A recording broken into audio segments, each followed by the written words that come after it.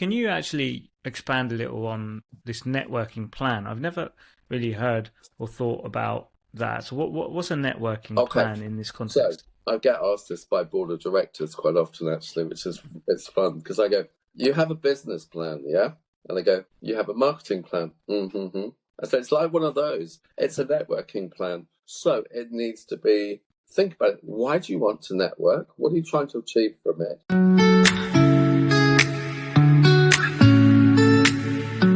This sort of space of networking as being your focus, because I know you kind of worked on business, you did consulting and stuff, and then now you're really just focused on the networking thing. I had a long career in sales and BD in international career in London, so 20 plus years. This is pre-internet as well. So in those days, we would have called it schmoozing. We worked hard, we played hard, and it's essentially what we were doing it naturally. The term networking really wasn't used very much back in those days. But it was when I moved back down to Cornwall, what was that, 2003 probably, that I suddenly heard the term networking. And Cornwall is a village. I mean, the business community is tiny. Everyone knows everyone. And they love it. And there were breakfast clubs. There were Cornwall Chamber of Commerce. It's the same thing. So I was always doing it, but I was never really aware that I was doing it. And it was only latterly that I found it interesting, and I thought I read books on the subject, and I just honed my skills. I took it a bit more seriously to the point that now, 7 years in, I have built a company. Built an empire or company. Well, I don't know what you call it. I've built a company. Doesn't feel like it. Well, community is a better word. Via networking, but I am, I was going to ask you, John, when you said like you read about it, you learnt about it, honed your skills. Did you already know you were maybe building a network quicker than others? Like you were connecting with more probably people than. because not everybody took it as serious or takes it, especially down there, took it as seriously as I did. And also, it comes down to what you like. I like people. End of. I like people. I don't like being stuck in an office. I like food and drink. So if you can find a way of combining the two, then you have a really great way to spend your time. I Yeah. never thought I could make it. I never thought I could make a business from it. It was never my intention. It was like most things. It was an accident, and I kind of fell into it by mistake. Is I've the this I've got a question actually. Yeah, I wanted to know, John, a bit. I mean, in when we do this, we don't generally just want people to give their life stories and all sure. that sort of stuff. But I am quite interested to know what is your background as a child? Because the people that I see really successful with networking and things, they've often been someone that never really fit in one group. They had mates, like I had friends, but I was never really in one. I wasn't the football guy that always played football. All my mates were the football guys. I was always like this floater going around. Had mates doing art. I was friends with the grungy kids. I was friends Yeah, with these kids. It's just interesting to see if that was also kind of true. your. I was never really in a gang or a group at school, Yeah. etc. And then my dad worked for Shell, so we were expats. So we were going school holidays. We would go to the This Middle East, the Far East, this wherever. this is exactly what you know. Jumping on aeroplanes, age 12, thinking you're really Yeah. cool. Probably in the smoking seats at the back, age 13, thinking you're very cool. That kind of shit. Okay.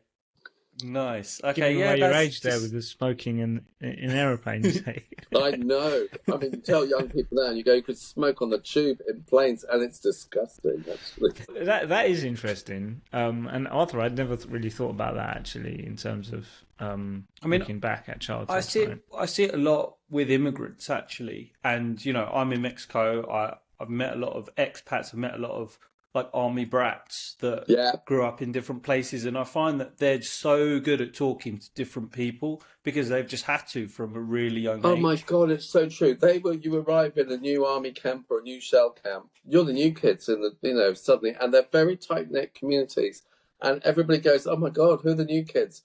But it's funny because the people who have been with Shell, parents been Shell lifers, they'll go, oh, we know them. We're at school with them in Nigeria. They're good people. But we didn't have that. We came in quite late. But yeah, you're right. It is very tight. Yeah. And It's is that because I know you've written a book on networking, but you've gone through your own process of learning and honing that skill. And as you've just revealed, you had some like experience in growing up with meeting new people. So I'm curious, like with that process of writing the book, and where have you taken that experience? Is it a little bit of everything? Your natural abilities, things you learned, things you didn't learn.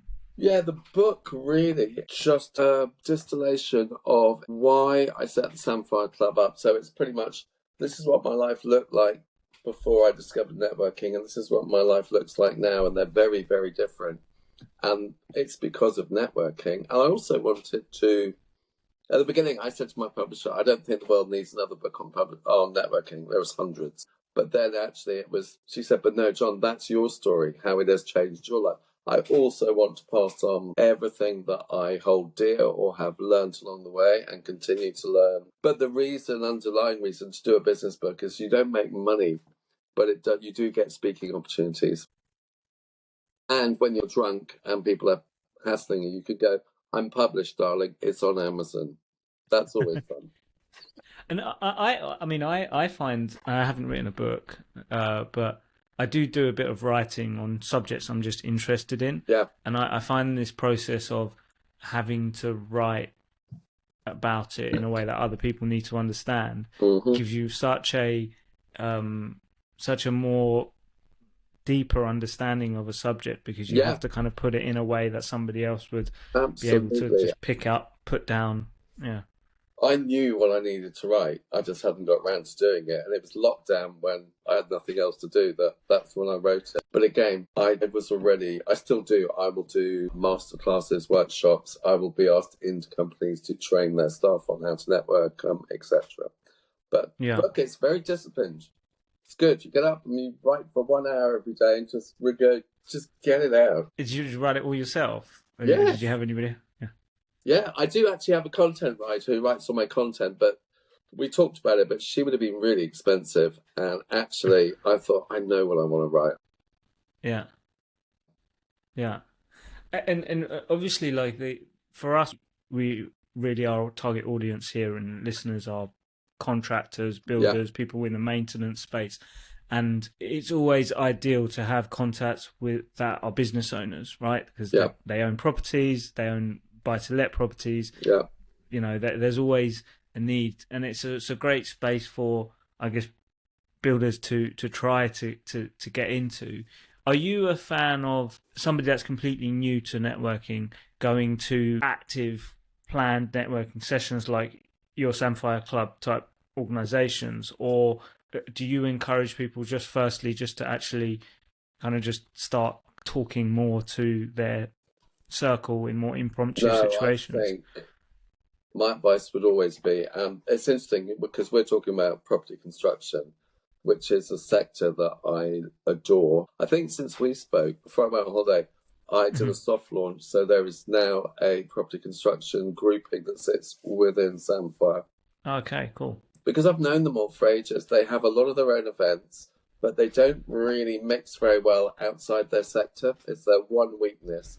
But if someone wanted to get started, it would be, you need to probably spend some time with somebody like me that can just show you how to write a networking plan, how to employ some strategy, but more importantly, signpost you. These are the events. If you're building, if you're a builder or a contractor, these are the events in your area that go there. Don't go to food and drink events. Start with your own events. And I can either put you on the mailing list. Better still, I can take you with me and introduce you to everyone. You come in and, put you under my wing, so to speak. But it's knowing where, because there's a lot of networking in your sector. Yeah. And your sector, it's relationship based. Can you actually expand a little on this networking plan? I've never really heard or thought about that. So what's a networking plan in this context? So, I get asked this by board of directors quite often, actually, it's fun because I go, you have a business plan, yeah? And they go, you have a marketing plan. Mm-hmm. So it's like one of those. It's a networking plan. So it needs to be, think about it. Why do you want to network? What are you trying to achieve from it? How would you measure it? And do you review it? So a lot of people fall into the trap where they will get very comfortable. They will go to the same old events because it's comfortable, and they like seeing the people there. There is nothing wrong with that. But over time, those people know the same people that they do. So sometimes you need to mix it up and go get outside your comfort zone and go and try something completely new where you're scared. It's good to be scared again. And the other thing is, be brutal. I'm not the biggest fan of return on investment. I think it's more nuanced. But if you've been going to an event for 2 years and it hasn't produced anything, why are you still going? It may be that I like the people. That's allowed, but that's not going to help you grow your business, probably. So you've got to be ruthless, especially if you are paying subscriptions to everything. Be ruthless. Review all of them, including membership with me. Just review it. And if I'm not providing value, then let's part company or take a break. Go and try something else. Is that networking then? If I mean, this is a question I wanted to ask you as well, because I think sometimes when I speak to builders, they don't know what it is and they think, oh, well, I am doing networking. But as you said, if you're just talking to the same people and it's not actually getting you the result, then is that networking? And what would you say? Where does something fit into? Yeah, that is you're networking, and you're not just kind of like in your comfort zone, talking to the same people. I always argue that we all network every day, whether we like it or not. We won't necessarily be aware that we're networking, and things like, I'm a member of a gym, I'm at the school gates talking to the other parents, yada yada. Social media, that is actually all networking because it's engagement. But I think there needs to be some focus. And again, it depends. Builders, plumbers, electricians, trades, if you like, I would always direct them to their local BNI chapter. It's not my cup of tea because it's a bit transactional, but for those guys, it pays for itself. And they're up early anyway. They will always do very well out of that. If they then want to go, I want bigger jobs, I want to get in with some of the contractors or the developers, then you need to start going to events aimed at them and get to know. It's becoming a known face, becoming a known person, and you do that via social media, LinkedIn, and face to face.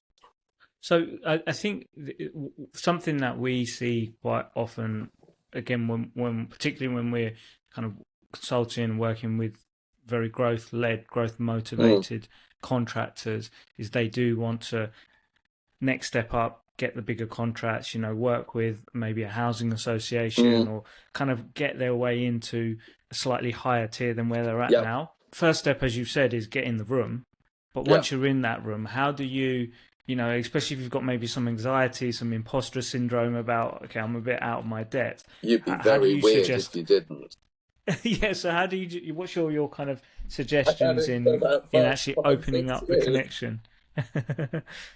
Simple little things, like you have to remember that everybody is nervous, especially when they first start, and we're still getting nervous. Nobody is out to get you. So the most simple thing is things like, I've never been before, I really need your help.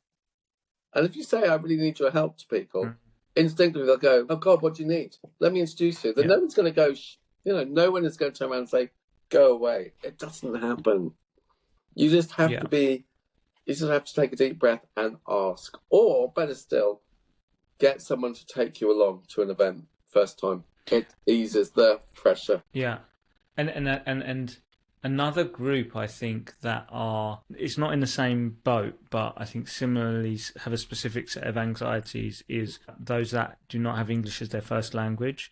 Good point, yeah. So my partner is from Poland, and as I've got to know their culture more, they're not generally as, and I'm not saying they don't network in Poland and whatever, Yeah, but there's not as much small talk, and it just, they're very much like, only say the words that are necessary. And Arthur, you speak Russian, so you know this like yeah. as well. Like they don't have small talk, right? So No, what do you have? Do you have any suggestions there when, one, maybe you don't have the confidence in the language, and two, if it feels just awkward because culturally you don't really yeah. feel like, why do I network? I don't network in my usual environment. It's tricky, really tricky. And you've got to be aware of culture. Now, you either learn it through experience or you read about it and you learn things. Interestingly, when I was in France with stable friends of mine, and they live up in the mountains, and there's a little Dutch community. We went for drinks with the Dutch. And these friends I've known for 40 years, for some reason, it's never come up. They had no idea that I can speak Dutch. They had no idea that I like Dutch football. And we were sitting down with a retired international Dutch footballer. And they went, oh, Wim was I went, I know, it's Wim Kies. I used to love him. And they went, what? And I went, yeah, very weird. But you learn it with experience. But if if the language thing, that's tricky. And I think you have to. My advice would be very upfront and honest and go, and forgive me, English isn't my first language. So if I don't understand everything quickly, cut me some slack. I'm 2 weeks ago, last 2 weeks I've been in France. I haven't spoken French for ages. And I'm going, Susan Per, mais c'est pas bien, le mot pour, and do all of this. And they go, you're English, you're doing all right. Keep trying. I see some similarities that in both situations, it's kind of like, well, address the elephant in the room, address the anxiety, Get just it out. lower it, and then get it out of the way, and then and a couple of, I mean, what's your thoughts on? I know a couple of businesses that are run by Eastern Europeans that have employed a more English speaking person to do the kind of networking and connecting. Do you think that has some disadvantages in terms of like not the owner not being out there doing Not the always, networking themselves? not always, because the owners, it's funny, I would say the vast majority of people who go networking want to meet business owners because they have sign off and they're the ones that, and yet business owners by definition are very time poor. They hate being sold to. So they are very hard to get in front of. And actually and if you're a business, I would say your BD person, find a natural one. If it's a law firm, find your outgoing, bubbly ones and let them do some more BD. Because there are people who are naturally, they just get on with it better. And you can teach anyone to network, but some people just are more people. But business owners, if you're a business owner, I have to just think you need to be very selective as to where you network. So I do some events which are never, ever appear on my website. They are not Samphire Club events. They're very carefully curated with a business that I'm working with, and we just get the right people there. And you touched on this kind of idea of, just being sold to, and I've definitely been to these situations as a business owner, and haven't particularly enjoyed it because of that. But then I also understand that's kind of what everyone's going there anyway. So do you encourage that within in your environment, in your communities, or do you have like a set space to sell to each other and a set space to communicate? How do you approach it? I don't know, because I think one of the reasons why people have bad experiences with networking when they first start is because they've probably been sold to, or they get the classic, very like on LinkedIn, nice meeting you, here's a proposal, da da da da. It's like, I didn't ask for this. So that will put people off. And I always have to say, networking has nothing to do with selling whatsoever. It's a very effective means, longer term, of growing your business, but it's not about selling. And if you sit down and ask any business owner, do you like being sold to? They'll go, no, I hate it. And then you follow up with, then why do you think you're going to grow your business via sales and marketing? It's just a question. 2 questions. Why do people buy, and why would they buy it from you and your company? Flip it. Start that way. And interestingly, the Samphire Club, the culture of the club, in 3 words, is just be nice. There's no selling whatsoever. It's verboten. People just wouldn't do it. And it's self-policing.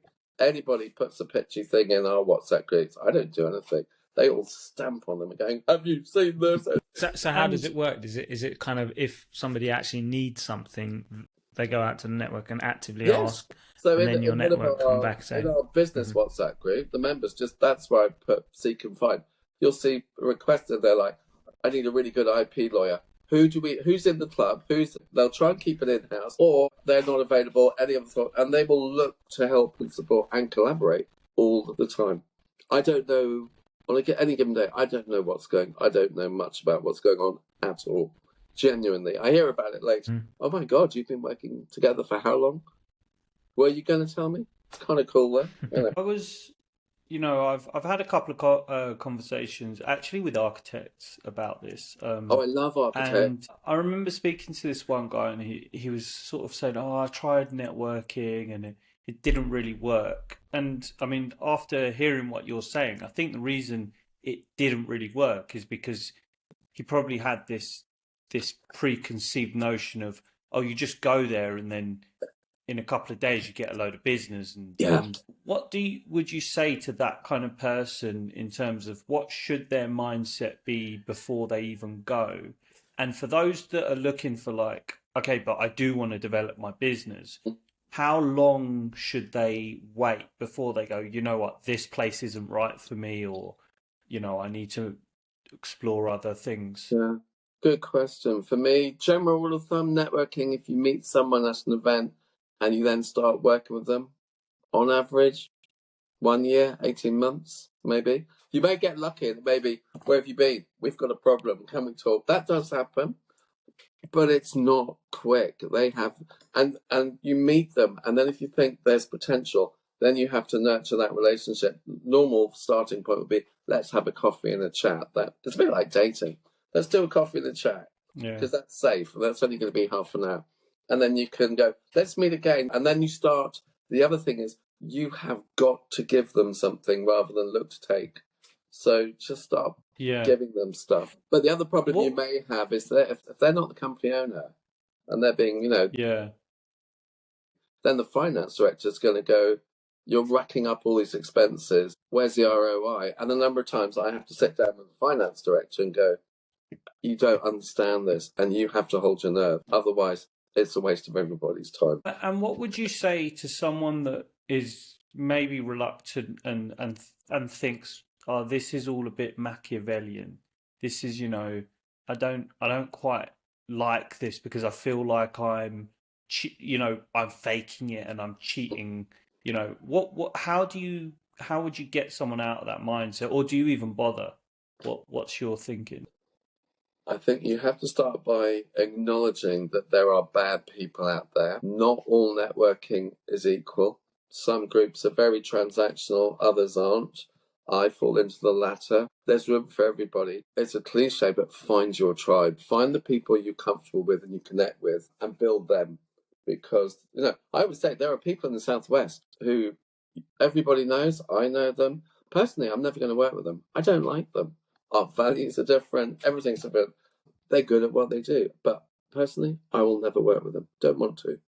So you just got to I would say, build your tribe, find your community and nurture it. It's like an analogy I use for networking is, or your network, it's like an allotment. Just look after it every day, a bit of watering, a bit of weeding. It will look after you for life, genuinely. What does that look like with, let's say, long-term nurturing with and I say long-term, past the initial coffee or the initial, how can a builder or a contractor kind of look to continue to nurture? Is it having like a CRM where they're just sending a text every now and then, or have you got any suggestions? Yeah, you need a CRM and you need a mailing list. I built Samfire off a mailing list. I've never advertised it ever. And I put out a newsletter. These days it's fortnightly. And it's written by my content writer. I mean, I have a lot of input, but that goes out to, God, thousands of people. So it goes out to people who follow me. Mm-hmm. That's how we impart what we're doing. But equally, yes, and a CRM. Yes, another question I always ask owners or companies is, how well do you think you know your clients? How well do you know people in your network? And always be updating it. I discovered, we did a big summer party this week. I discovered that someone I have known for 6, 7 years is allergic to coriander. I didn't know. we're having dinner afterwards and we're all drunk. And I went, what? And she went, you're going to put this in my notes now, aren't you? I went, yeah, I am.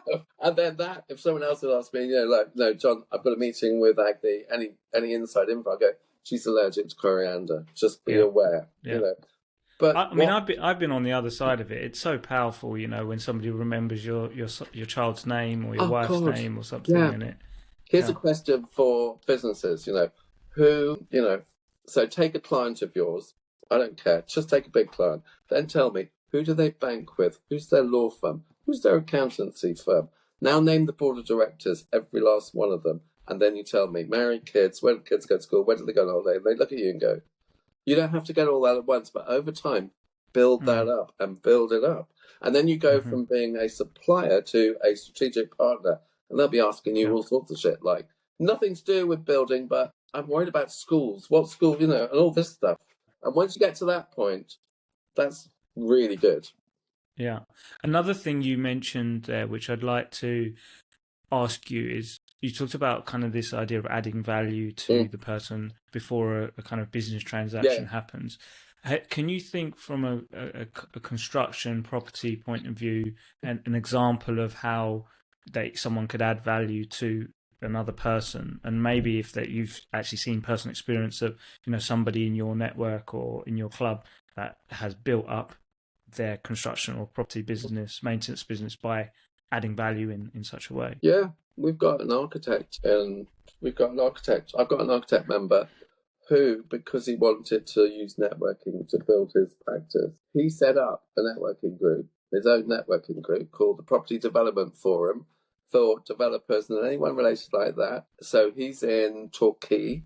So he does it every month, Torquay, Plymouth and Exeter, and he moves it around. Because he's a member of mine, there's mutual interest, so we then collaborate. So I'm an ambassador for him, and interestingly, he's going to steer my property group for me.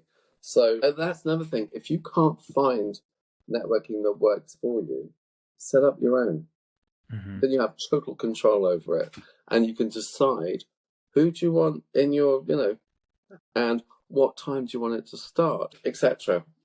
So what he's done there is the value he's creating is to create a specific channel for people that are interested in that topic. He brings them all together once a month, and he allows them that space where they can all just talk to each other. And over time, he's been going 3 years, I think, and they're lovely events because everyone knows each other, and it's just there's a bit of gossip, and then you see a new face, and it's like, oh, new face, who are you?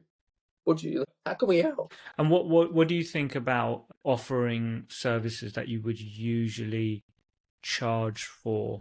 So, for example, if you're a builder and you'd usually charge for a consultation for a survey on a development or something, would you encourage builders to maybe do that for free because you're a member of my network, or do you generally, or do you not really get involved in that kind of stuff? It's a way of adding value. So people I work with, such as in hospitality, hotels and things, anybody like that, there will always be a Samphire discount for my members. But in terms of that initial, before you start working with someone, if it's the first time when you're building, I've just met you, I want you to quote for a job for me. If you can give the first bid away for free and go, look, no cost, or you want a second opinion, you've got a bid in, I'll take a look at it. I'm not going to charge you for that at this stage because why would I? I'm a great believer in that because just give them something. So if somebody expresses an interest in Samphire Club, I will always have a call. I prefer to have a coffee face-to-face if I can do it face-to-face. If they're then still interested and I think, yep, you would be good, I always then insist you come to an event as my guest, no cost to you, and see it. You can talk to members, you can suss it, you can feel it. That will be enough, and you'll go, not really for me, and you haven't lost anything. Or, I really like this. I said, fine. So I do. I think you should go slowly. I can also see it being quite a good way to gauge this other person and how they take that value, and whether they're appreciative of it or not, can give you a feel of, right, do I actually want to do business with this person? Oh, yeah. The words thank you go a long way. Yeah, for sure. And that's the thing. If you're going to do business with someone, I have a 22-year-old niche, you know. And these days, I quite all the time go, you got a vibe. If you don't feel it here, probably don't want to work with them. There's lots of other, you know. Or red flags. Can they afford to pay you? Do your due diligence. Don't get any nasty surprises, and have the conversation before you start working them. I call it have the talk. These are my payment terms. This is what we expect. You know, mutual respect. And if that doesn't happen, we will part company. Just on that, you know, you mentioned your niece there. You know, I think it seems to me that the earlier you start, the better, because, you know, it's a long-term thing. But what would you say to like really young entrepreneurs? We work with some builders who are young, and often it's the younger ones that are still, they want to grow and they want to modernize, they want to kind of, you know, they want to go to that next level. What would you say to ones who are probably thinking, yeah, but I'll go there, there'll be a load of old people who are really experienced, and you know, then I'm just, what are they going to talk to me about, sort of thing? What would you say to them? That was me. I used to feel like that. I know.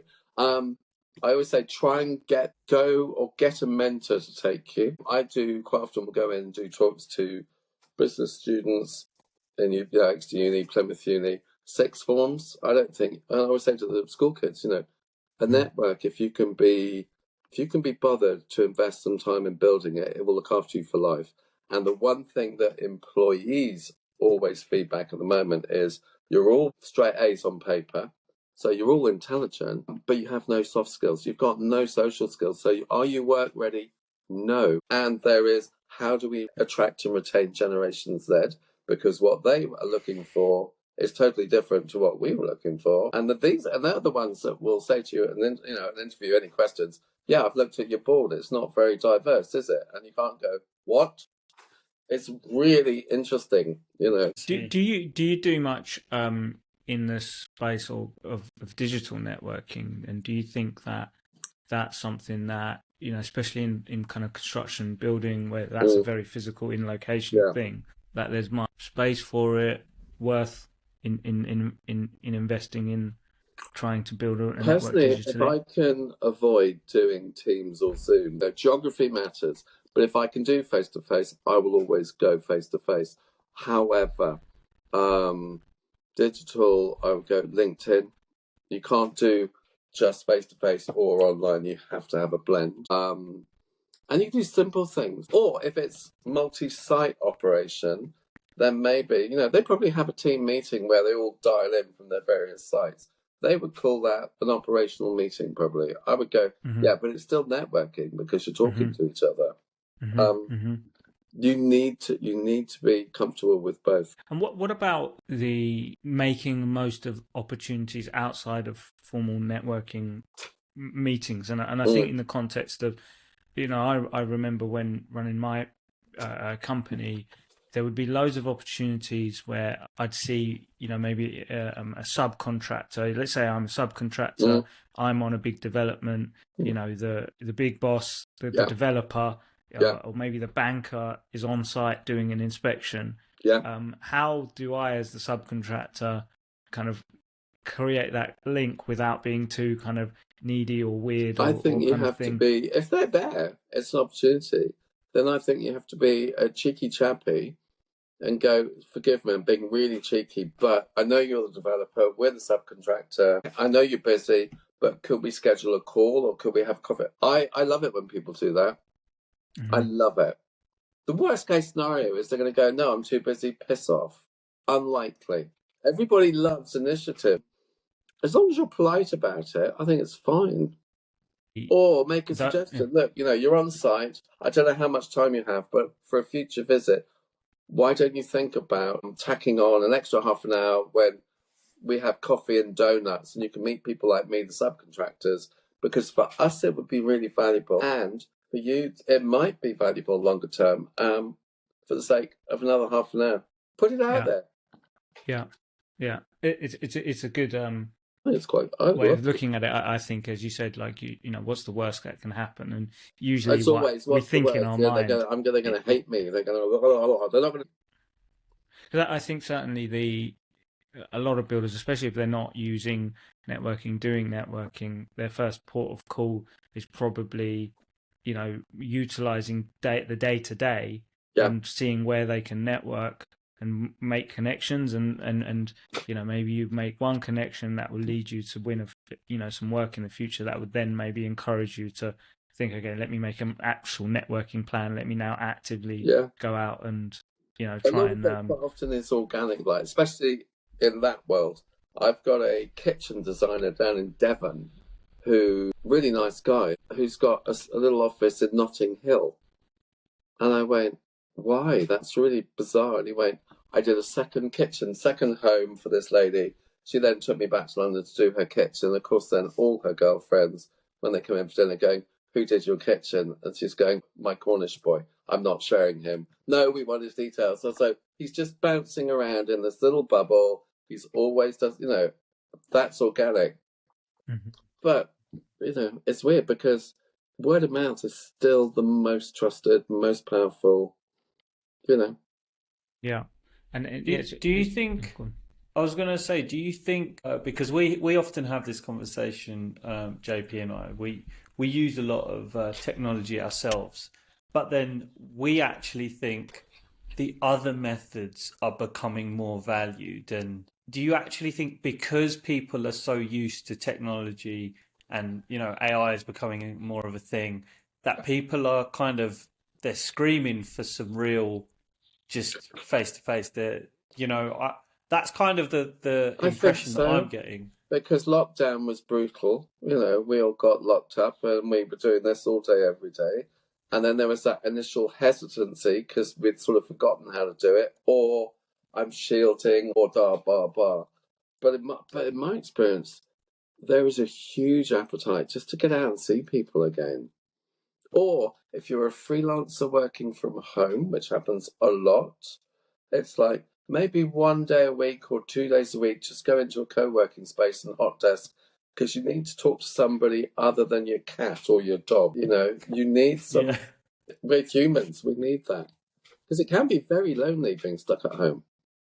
Yeah, for sure. John, is obviously your Sunfire Club is very location specific. You've got your book that obviously anybody can read, and I think anybody can apply. But is there anything that you within your space that you kind of can offer to builders that is not specific to one location? Like you mentioned about doing some talks to teams, coaching. I mean, Sunfire Club vis-a-vis my events, we operate Bristol down throughout the southwest. However, I can do this online anytime. If anyone wants to talk to me, they can talk to me. They can actually phone me. I do get to London occasionally, and I will go further afield if I've got time. And I'm more than happy to give people my time and go, if you want to have a talk, buy a copy of my book, or I'll send you a copy of the book. And then if you want to ask me questions, just contact me. Because the one thing most of us want to do is pay it forward. Just give it back. I've got loads of people who helped me from the beginning, and I will be eternally grateful. Because it's hard. It's really hard. I think a lot of people that listen to this will really resonate with this idea of lowering your just letting out the kind of being honest when you're going into a networking space. Be authentic. There's authentic. That's the word. Don't try and be something you're not. And if you have got an accent, either it's regional or because English isn't your foreign language, don't try and hide that. Lean into it and go, yeah, I'm from Poland, whatever. Amazing. So we'll be sure to drop in the details of how to contact you. I'm really hard to contact. I mean, I'm on LinkedIn.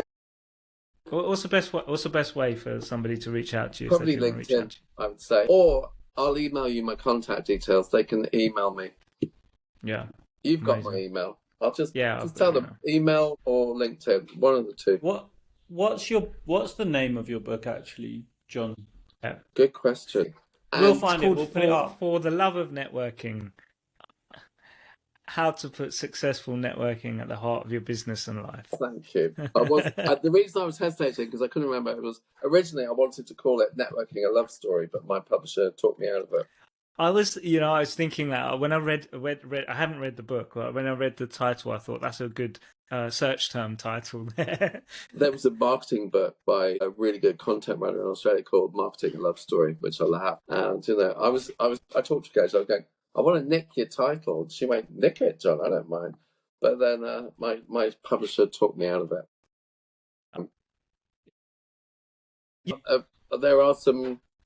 There's some really turgid networking books out there. There's a couple of really good ones.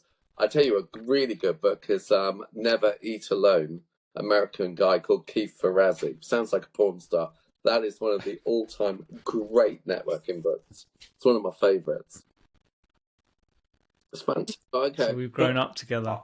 I always just find a lot of these things, I'm a bit like, who doesn't do that? Yeah. You know, it's like, oh, when you go and meet someone, don't just give them a massive spiel about, you know, your business. What you Actually do. say hello. And I'm like, Yes. who is not doing these things? Yes, That's the what thing. happened. You can every day, you're always learning. I'm always learning. I pick up little tips and things from other people. There's one thing I was taught years ago by a guy in Exeter, is at the end of the event, if there's a desk and you're putting your name there, you got your name badge, go to the desk, put your name badge back, and then just stand there, because everybody has to come past you. You know, it's like so simple. Something else I do is if I'm at an awards dinner or a big dinner event, I always photograph the table plan on my phone, and I'm sitting there working out where everybody else is sitting and who do I know, and I'll message them going, I know you're on table 10, stand up, where the hell are you? Okay, I found you, I'm coming for you later. So stuff like that. And also then you've got a record as to who was in the room, etc. Yeah. And none of it's original. It's all borrowed, stolen. Yeah. Well, one guy, I mean, I worked a lot in like AI space, and I know a lot of people in that space. And one guy, what he said he did was he actually changed his name badge. He had his name badge, then he put a sticker, "Ask me about AI," and then he went to a business event, and he said so many people stopped him. And they're like, actually, I really need to like speak to someone about how I can implement AI in my business. Clever. So there's lots of little things. It's kind of similar like to, you know, in your normal business you've got inbound and outbound leads, but having that question allows you to get an inbound question rather than you going out and giving your spiel about what you do, which is interesting. Amazing. But I think another thing is a sort of mindset, basic mindset will always be for me is when I meet someone new, and for me it's subconscious, I don't know I'm doing anymore, but I know it'll happen. It'll be deep down, it'll be, what do I know? Who do I know that would be really helpful for you? Whether I choose to act on that will probably be determined by, are we vibing? Do I think I like you? If I'm not sure, I'm not going to give you anything just yet, but da, da, da, da, da. Or I really like you, and it's like, my God, I need to introduce you to Sunset. That'd be great for you. I'll do an email now. Give me 2 minutes. Whoa. And he did that. It's funny.